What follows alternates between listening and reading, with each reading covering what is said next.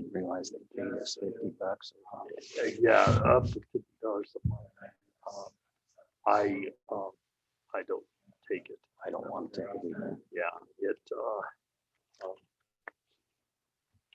I guess a guy could take it and give it to charity, but I didn't. Then you get more paperwork.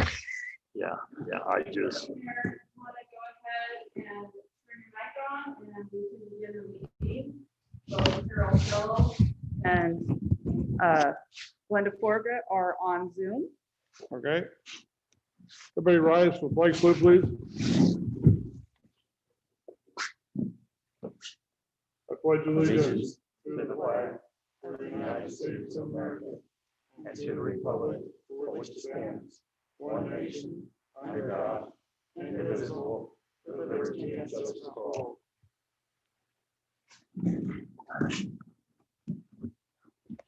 Mr. Mayor, I'd like to make a motion that in lieu of accepting the consent agenda, because we're missing a page of the minutes, that we would wait until next meeting and approve this month's minutes or this meeting's minutes, as well as the last meeting's minutes.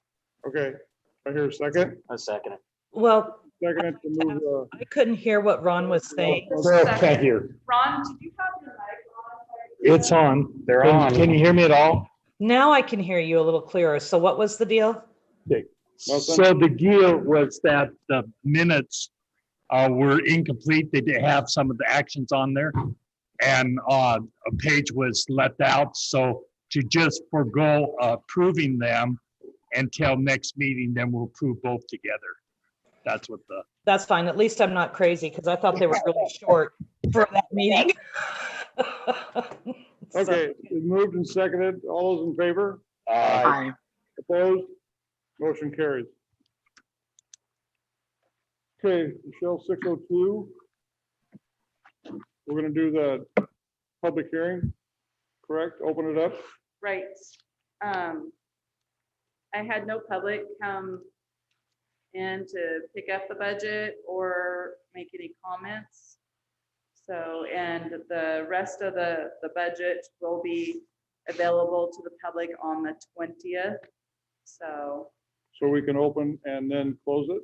There was no public comment. unless Joe has anything to say. Joe, do you have anything to say? Thank you, Joe. So we'll close that and go back in our regular meeting.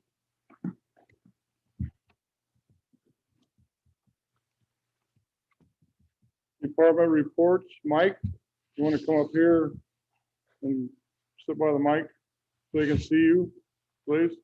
Like,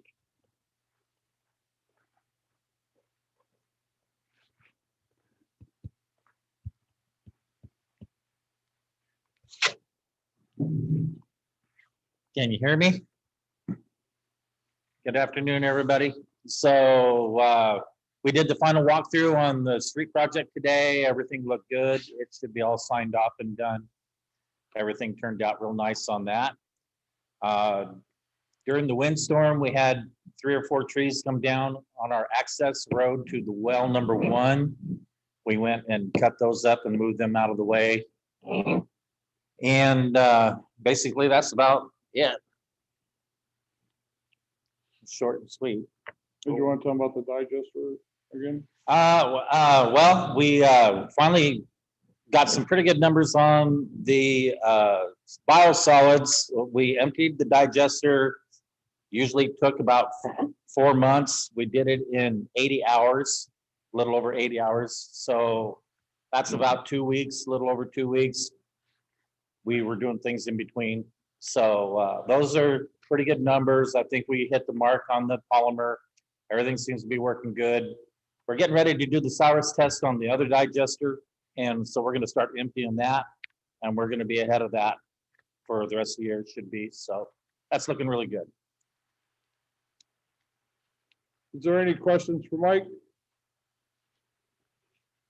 Thank you, Mike. Thank you. Hey, Chief.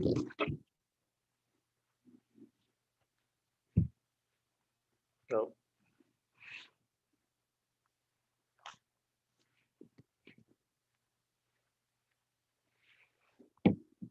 Hello, everybody. Real short, operations are normal. Car's been ordered. I expect to see it probably February-ish, something like that. So that task has been done. Other than that, things are normal, good, working fine. Any questions for the chief? I have one. You think we're still gonna be able to have our parade because of this new rules coming down the pike? When was that scheduled again? December 5th.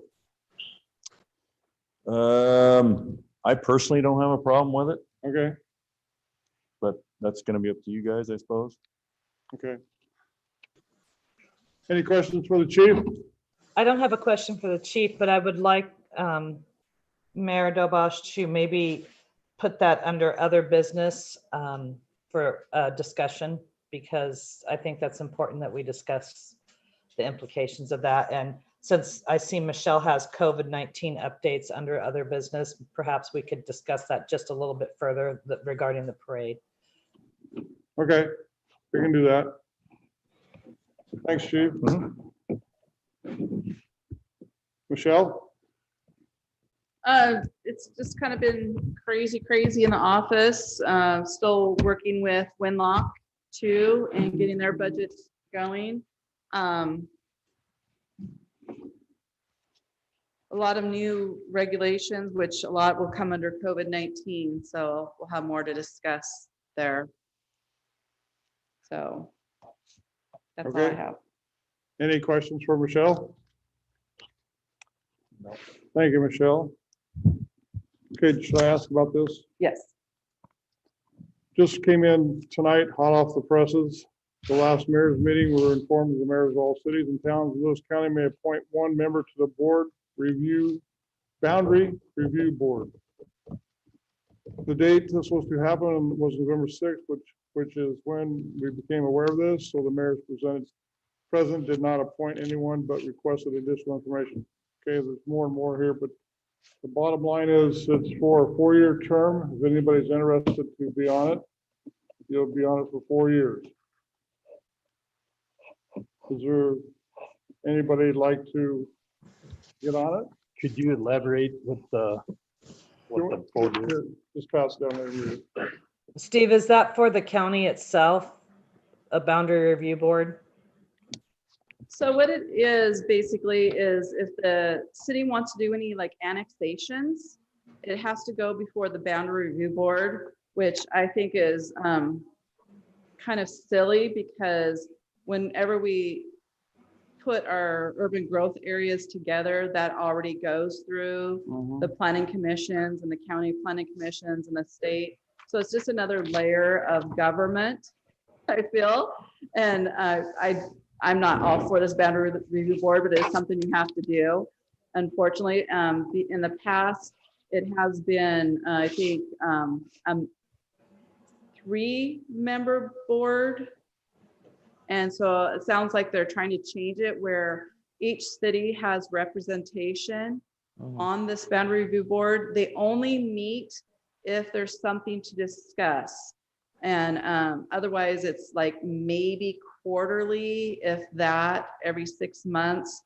So they don't meet very often unless there is something to discuss. Steve, that's probably something I think I would be interested in. My past history, when I worked for the city, part of my duties was planning commission and the urban growth area and getting all that taken care of for the very first time. It'd be kind of nice to dabble a little bit back into that. And since it doesn't require a very large time commitment, I think I would be fine doing that. I'm also in town already, so attending the meetings would be convenient for me as well. Yes, thank you, Glenda. That it is, like she said, few and far between in the meetings unless something comes up. So if that's something, I'll put you in for the next mayor's meeting, or do I have to do it sooner? It sounds like they want the name by December 20th, so I can inform whoever sent me that notice. Okay. Sue Lund? Sue Lund, Sue Lund? yeah. Okay, Yeah. It'd probably be Reva, I would think, at the county. I'll inform Reva and Sue. I'll send it to both of them, because I'm not sure who it needs to go to. I think Sue's on Centralia City Council, I think, isn't She's she? the mayor. Oh, yes. she's the mayor this year. Okay. Yeah. So she's the one that emailed that out. So Yeah. she's on top of some stuff. Okay, Awesome. Okay. all right, thank you again, Glenda. You're Okay, Michelle, do I do Yes, this now? that would be wonderful. Okay, Except one's missing. So one's missing. yeah. Well, this one's here. Okay.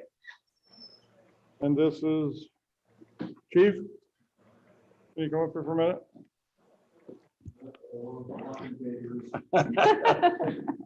No, it's not walking paper. Everything's normal. Come over here in front of the camera and I'll just kind of do this with you. Appreciation and thank you for 15 years of service, Chief Walker.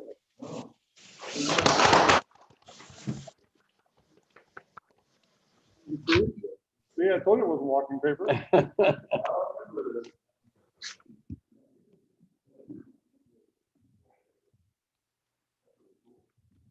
It is. There you Yeah, he should probably be at the next meeting. So go. Okay. I'll be glad to hand it out. Okay. your crafty staff made that. Devin. Okay, is there any public comment on agenda items? Then we'll move on to new business. Water leak reduction request, Lane Castle. Everybody read that in your brochure? I'll open it for motion or discussion, whatever you want. Well, we can have the motion, then we can discuss it also.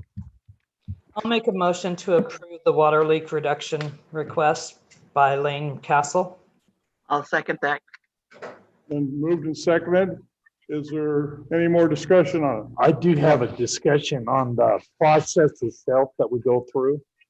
And I noticed that the bill before, though it was at the high time of the year, the bill before was high.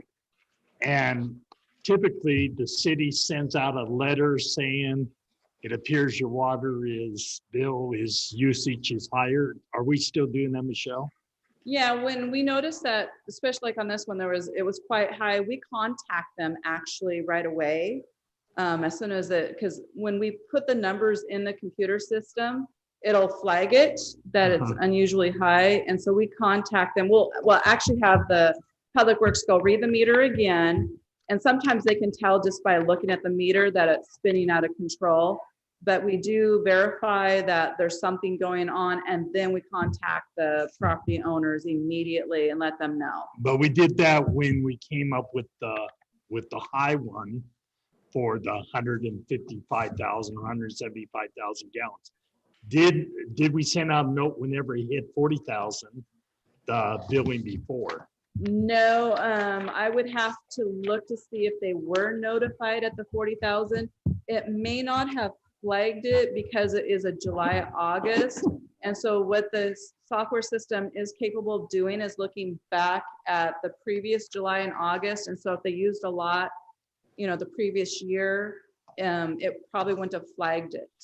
And that was my only question, is whether or not, and I know it's extra work, but whether or not if it's just that high enough that we sent out the notice, if we could have a process that we automatically, not whenever it's completely off the chart, but just when it's just where it just meets the minimum requirement to send out the notice you're using too much water. Do we have a process that then goes out a week later and rereads it? Or do we wait until That the would next be cycle? so time consuming? No, because, like I said, a lot of people use more water in July and August. You might have somebody that has lived in a house for, several years and used, 5,000 gallons every billing period. And then they move out and somebody new moves in and automatically they start using 10, 20,000 Sure, gallons. sure. So it would be a huge process to go over every bill and see if it is out of whack or not. Yeah, how often how many of those, I'm sorry to belabor it, just trying to figure out if there's something we can do to catch And this one here, there probably wasn't anything there because it was a July, August bill. But if we have anything in other than, if it's completely out, to go back, and I don't know how long it was till you went back a couple days later. Yeah, yeah, okay. And I'm just trying to think if there's some way how we could catch it sooner. And I obviously we have a process that is working, but if water gets scarcer, then if we could catch it when 50,000 gallons are lost rather than 100,000 or 175,000, we might be better. And I don't know, maybe that's something that whenever we do consider the meters, that we take in consideration that that reading, that we have something on there that would signal just a high thing. But I don't want to belabor the point, Kim. Yeah, it, like I said, it signals when they're high in the computer software system, and then we contact people. So, for, this didn't say that it would, and I'd have to go back and look. It may have flagged it at 40,000, and we may have contacted them at the 40,000, and they just chose not to do anything. Yeah. Because that does happen a lot. And so I would have to go back. I mean, if I was in my office, I'd be able to go and get the information for you right away. Unfortunately, can't do that. And it's okay because I did the math, and it was really if it was not leaking at a higher rate as it was leaking at the end. So it might have been building up, that's all. And I Yeah. just didn't know whether or not we had a process. Thank you. And then, not knowing, I mean, if it was my bill, and normally I use, it looks like September, October, the previous year, they were, a little bit high, but regular 8,000 to 12,000. If I got a bill for 40,000, I'm gonna contact the city and go, hey, what's going on here? But that's why I'm kind of led to believe that we probably did contact them at the July, August one and asked, is there a leak? And there's a process. So they may not have they probably just paid it and figured no big deal, because actually it probably still at 14 minus 40. It was probably only, $30 extra on their Sure. bill. They probably didn't care. Yeah. Till it hit to the 175,000 Yeah. gallons, then they cared. Yeah. Because like you can see, their credit will be almost $400, but their bill, even being adjusted, is still going to be $409. Sure. So it was 807. That's kind of a wake up call. Yeah. Thank you. I'd like to comment on that too, Ron. I know I personally experienced a situation like that. And when I was originally contacted, they said, gosh, I don't know what's going on, but you guys are using quite a bit more. Well, it happened to be the time of year. It was right at Christmas time. And we had a lot of activity going on in our house, and our children had come up to stay, and I had 6 adults in the house, all taking showers, and 2 children, and the list goes on and on. So I remember stating that and saying, you know what, I think it's okay, because, we just had a lot of extra activity in the house, this last month and a half or so. And so like they probably did, I just went ahead and paid that bill. And then when the next one came, ours was doing the exact same thing, where it was a slow leak until it was not a slow leak anymore. And of course we had it repaired, but I did not seek out a reduction request at that time. But I do understand that can happen, especially if there's logical reasons why it could potentially be higher. And when you look at that time of the year, July and August, if people are washing their cars more, they could have just chalked it up to all kinds of things, watering flowers, that kind of thing. So. Thank you. Michelle, I do want to ask you for clarification on the list of the billing cycles. It starts out with the July, August, and works its way down. And then it goes to November, December 2019. And the next one underneath that is September, October of 2020. I just want to verify that that's just a typo, and that should be 2019 as well. Yes, it should be 2019. Okay.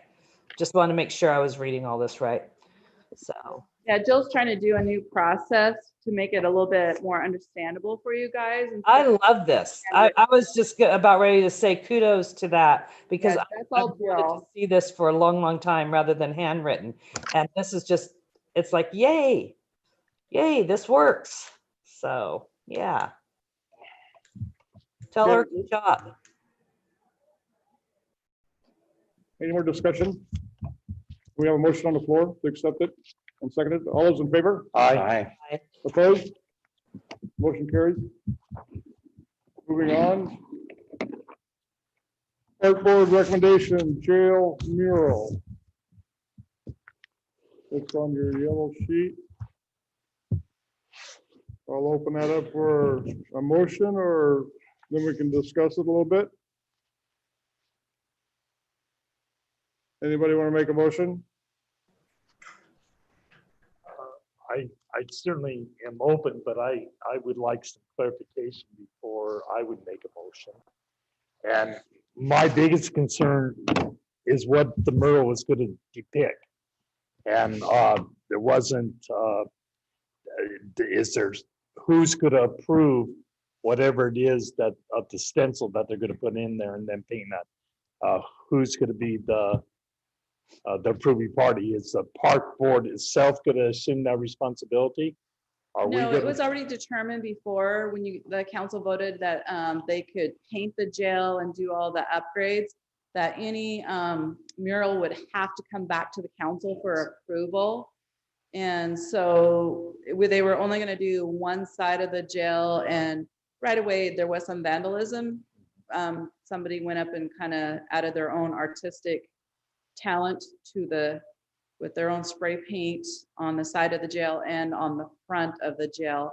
And so their thinking is that if all sides were painted, if they put up some kind of a stencil and then the public came in and kind of like a paint by number, I guess you would say, they would be more pride in it and possibly less vandalism.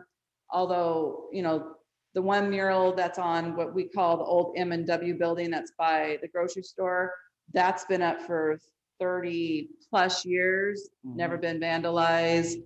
The mural was down Steamboat Alley, that's most of it's been covered up now, was never vandalized. The mural that's in front of the post office has never been vandalized. So was this just something out of place? We don't know. So that was their thing, is that they want to do a mural on all three sides, because the backside you really can't do a mural, and would like council's approval or yay or nay on that before they try to design something, Okay, I and guess. then when they design it, then they'll bring it back to the council. The council will be the approving party of the Correct. basic design.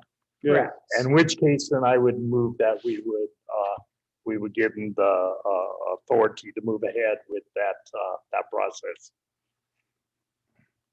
so that's in the form of a motion, Ron. Yes. Is there a second? I'll second it. Been moved and seconded. Any more discussion on it? Yeah, it says about community coming together and painting the stencil. I would hope that maybe they'd take in middle school, high school kids, art department, get this younger generation to buy into what's taking place. Well, I know with the one that they did down Steamboat Alley, it was anybody that wanted to come out on the days they painted that was allowed to paint. So there was kids there, little kids, Good. Old Okay. people. It was everybody in between. So, the information will be put out there. Whether they choose to be a part of it is Yeah, up to right. them. Okay. So we need to vote on it. Yeah. All those in favor? Aye. Opposed? Motion carries. Moving on to unfinished business, ordinance number 760, second reading, ad valorem tax.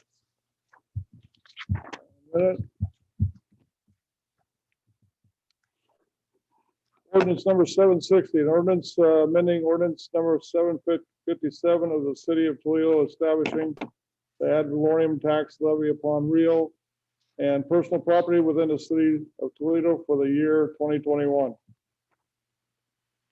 I'll entertain a motion for that in second reading. I'll make a motion to approve the second reading of ordinance number 760 ad valorem tax. Is there a second? I'll second it. Moved and seconded. Is there any more discussion on it? Okay, we'll vote on it. All those in favor? Aye. Aye. Aye. Opposed? Motion carries. Okay, and there's no more unfinished business. We'll move on to other business, the COVID-19 updates. Michelle? So on your desk tonight, I do have all the new mandates that were going to be put in place. A lot of them starting tonight at midnight, others starting on Tuesday night at midnight, so Wednesday morning. And so the way that I read into it too is that next meeting will have to be totally a Zoom meeting. And, you know, I was just kind of trying to see what other communities are doing, whether they're shutting down their offices again. I mean, I know that that's kind of the suggestion here. And so I'll need to get council's recommendations on how they want City Hall to move forward with the mayor, with the governor's recommendation. It kind of puts it in number 6 on the list. And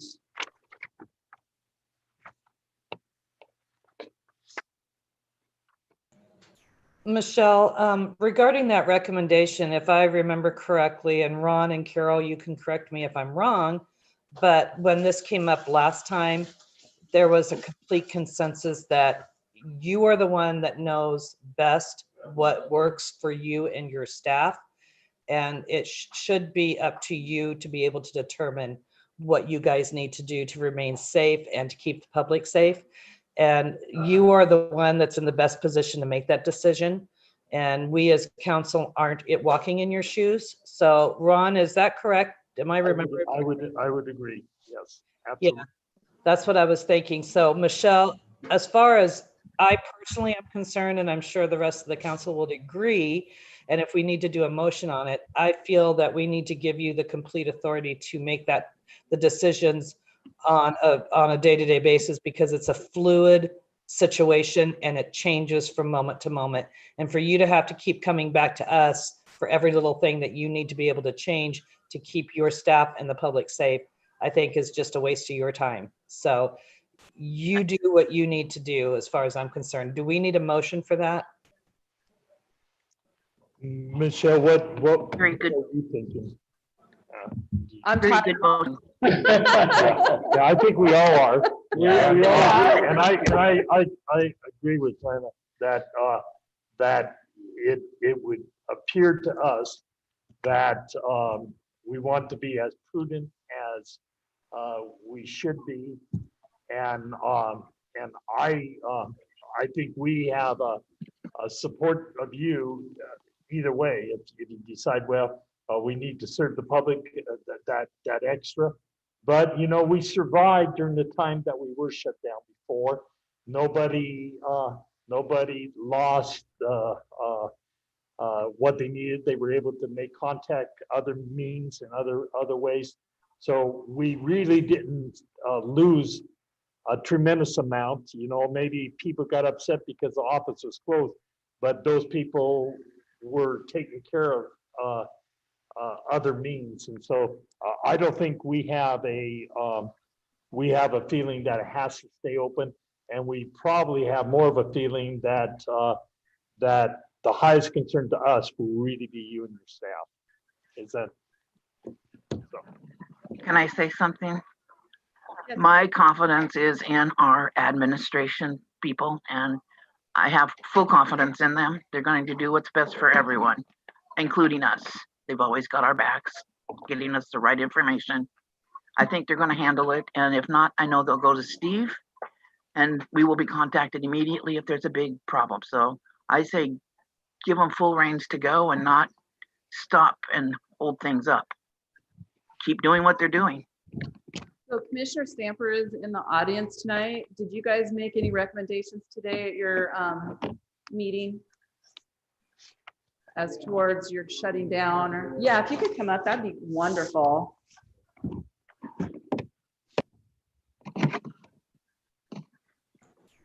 Yeah, just go ahead and grab it and you talk into it. Yeah, we had our, this meeting, this morning, we had our meeting, our update, wrap up. We talked- Michelle, the mic isn't on. Is it green? Oh, push it. There you go, thanks. Sorry about that. Technology. I'm slow, real slow. Yeah, at our wrap up this morning, we had our county manager had talked to the prosecutors this morning and also the health department. And they had indicated that the recent governor's order did not affect our business at this time. However, I know that HR, we talked to our HR department too, and we're making sure that everyone feels safe. But as we know it this morning, we're probably going to proceed on with, with all the safeguards in place about social distancing and doing the things necessary. So currently, that's where we're at. And like everyone else, it's always a fluid situation. So, and again, I can contact Michelle. If our prosecutors gives us some other information, though, and I'd be happy to do that. Thank you. Okay. Gary, Gary, will you guys be returning to completely online meetings, or will you still be holding some public to attend? No, I think we allow 10, I believe, outside the norm. And because of the Open Public Meetings Act too, we do have, I've identified a couple other rooms if there's more people that would like to attend. I know, so we're trying to fit that in right now, but we had people this morning at our meeting, our VOCC meeting. So yeah, we're gonna do all we can to keep the public in the loop and coming as far as what the guidelines have presented with us. So, but it's just, Glenda, there's more to come, right? I mean, every day is a different day. So we haven't, I think they did talk to the other electeds, but we'll probably get a little more input there and see exactly some of the directions they possibly are going to do. So we'll see. More to come. Thanks, Gary, is this kind of rolling us back into phase 2, or am I wrong? Well, Because I'm talking and speaking on behalf of the restaurants and stuff like that. Is that kind of? yeah, that's yeah. I know that I've talked to a couple other mayors that are very, very concerned because, it's small towns. We don't have a whole bunch of businesses, especially in the restaurant industry. Right. And so they're very, very concerned. I know that what's out there, that everyone goes off to science, which is all well and fine. And, but when you don't have a job and you lose your livelihood, then the science looks a little bit different, I think. So I know that some of the smaller cities, I mean, everyone's concerned right now. So I think we'll do everything we can to keep people as safe as possible. And, we're, as far as the PPEs and some of the other things, we're going to do everything we can to support our, the cities and of course, the entire county. So we'll see. I think there is more to come. I know a couple of cities are very, very concerned, and quite frankly, I think that we have no more CARES Act money. We have a little bit, but with this, with the new round, and and the state has and mandated this, which is fine, but the problem is there's no funding to support these businesses. Right. And so it's one thing if you've got, and the feds are, who knows what they're going to do. They don't seem to be able to get along very well, and I don't see anything coming soon. Someone said they're still talking, but I don't know. I don't feel very optimistic about it. So, and with the Christmas shopping season And, you know, and I think everyone's worried sick, really. Yeah. So, Thank you, Commissioner. okay.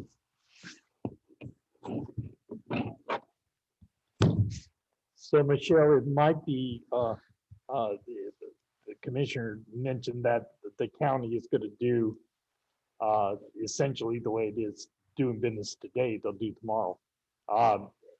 And I think it might also be prudent for you to check some of the other communities. And the only thing I ask is that whenever a decision is made to close, that maybe you shoot an email to the council Sure. so that Sure. so we get a phone call and say, how come City Hall isn't open? Then Sure. then we can answer. But I think that it's a fluid thing, and you might decide on Wednesday to keep the office open, and on Thursday rethink that decision. And I agree with Glenda that it should be what seems prudent to you. And Okay, and Thank we you. could go from there. That's- Yeah, I know on item number 6 where it says all retail activities and business meetings are prohibited.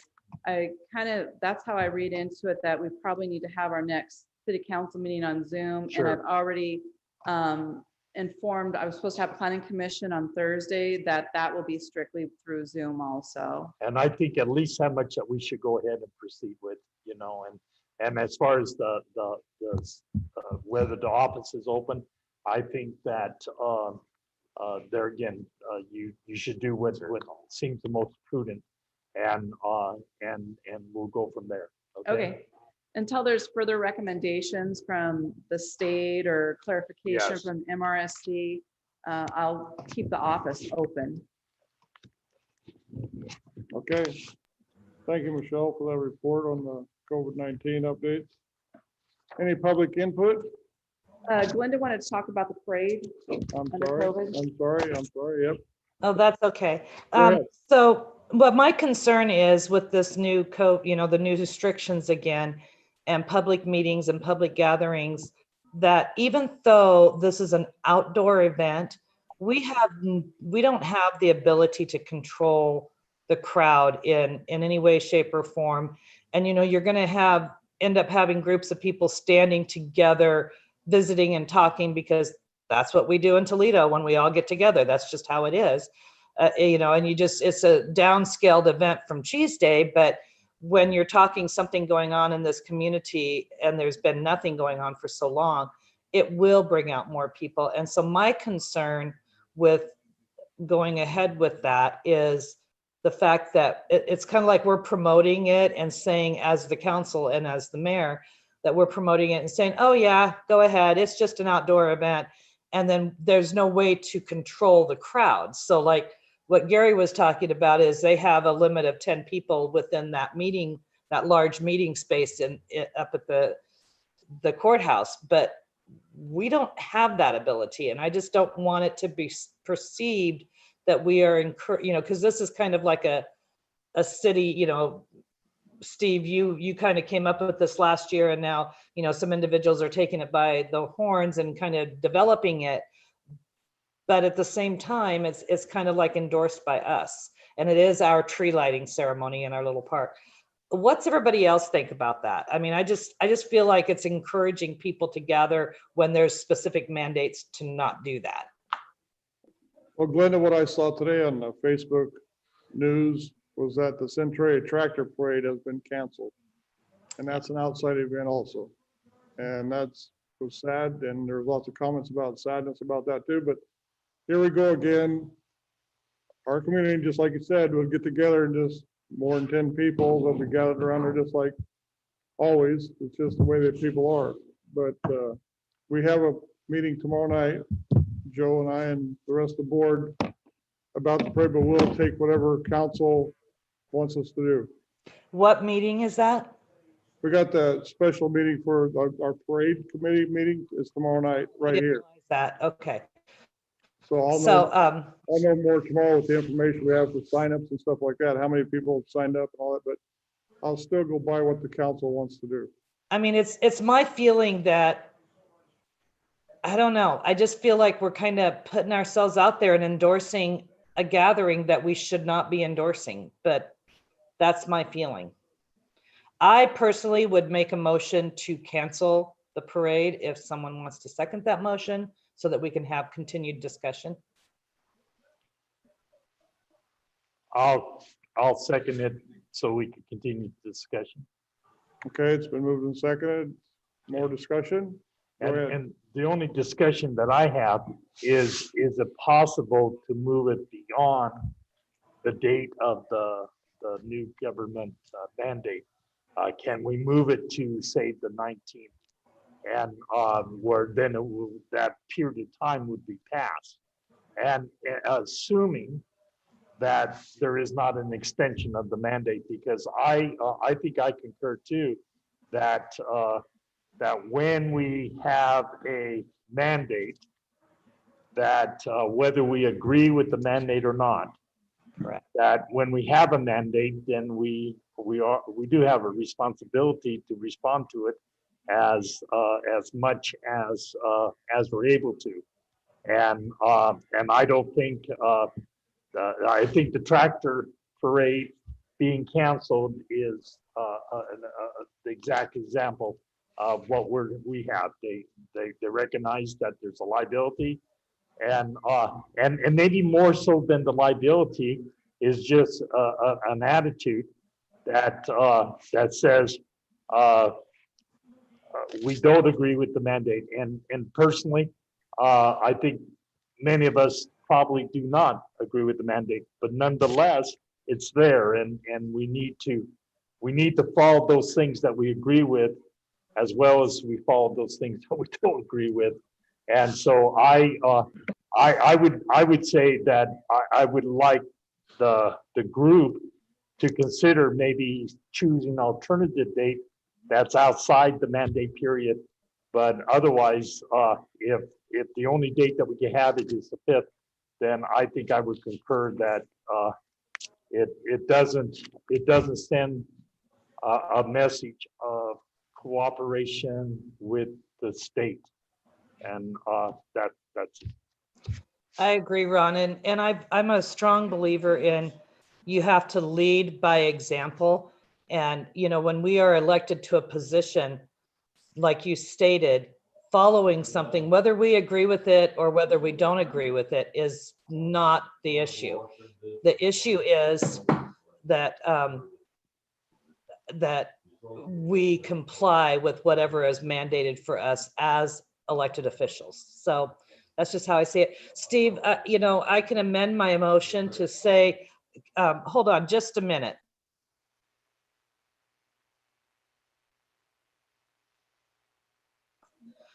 Okay, so I can amend my motion to allow for a date change, but in the event of no possible date change, that the parade is canceled. So Steve, do you feel like I should amend that? Yes, because when I originally came up with this quad parade, it was kind of my idea, and I associated it with the Christmas tree lighting, where they could come by and see the tree lit and then go on with the parade, because I'm a guy about parades. I love parades, like to see the people out in parades, but this is a whole different circumstance. And I think if we push it beyond whatever date we want is okay with me. What should we do about the Christmas tree lighting? Just postpone it too, or not? I don't know. I think we should have the Christmas tree lighting. We don't need to make a big production of it. We could put the lights on it and just light it at the same time. Okay. But not have a big production, because otherwise you're gonna have lights up for a week lit. The last time I had a Christmas tree lighting, there was 6 people show up. That's why I wanted the quad parade, invented the quad parade, Santa Quad Parade, and have more people out. But under these circumstances, I guess we go back to 6 people, whoever shows up. Yeah, that would be fine if we had the Christmas tree lighting separately and then let this committee, if they can come up with an alternative date outside of the new mandated period, then, I'd be okay with that. Because this town does enjoy getting together, and they do like to do these kinds of things. And I know a lot of people are already excited about this being done. So I'm going to amend my motion, Michelle, that we cancel the quad parade unless the committee is able to determine a date outside of the mandate, the new mandate timeframe. I will second that. Okay, Well, since Ron seconded the original motion, okay. John should Sorry. second Yeah, I the certainly amendment. will. I certainly will. Because I think that, you okay with the amendment? yeah, no problem. Okay, Ron's okay with the amendment. You all heard the amendment. So let's vote on it. All those in favor? Aye. Opposed? Motion carries. Thanks for the updates. Thanks for all the information, council. We'll take what, couple minutes break before we go into our workshop? We can do that, Okay. 2-minute break. but do you want to hear from the public though? I'll hear from the public. What do they want to say? Do that? Yeah, yeah. That's okay. Everybody but you. Hal, you and I go way back, Gary.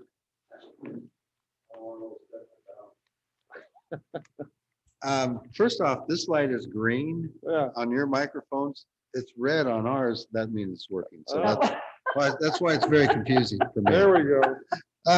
Just a couple things on the report on the airport. They had a meeting last month and they've decided to push the date, the selection site out date to 2024. I don't know if that was voted on or not, but that's the recommendation of the board, the advisory board. So it'd be 2024. And then also there were some comments in there. And again, I apologize, I don't have them here. But basically Josh had texted them to me. They said that all 6 sites that were selected were unsuitable. I believe that was the word. So I don't know what that means exactly.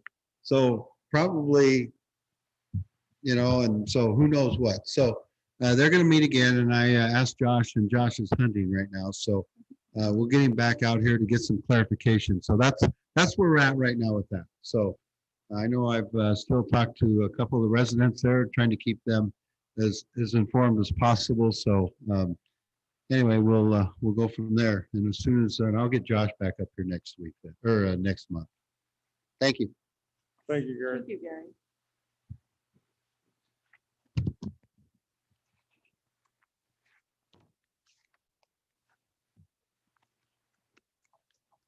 Yeah, if you want to, I don't know if there's any other public that wants to talk. Any other public want to speak while the floor is open?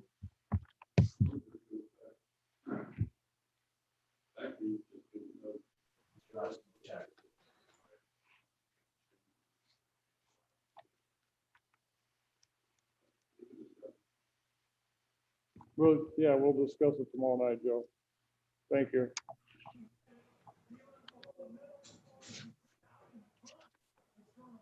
Ready to go? You got a motion to adjourn? I was so moved. Thank you, Ron. I'll second it. All those in favor? Aye. Opposed? Motion to adjourn. Okay, so you're gonna do like 2 minutes or 3 minutes and then come into the workshop? Yes. Okay, thanks.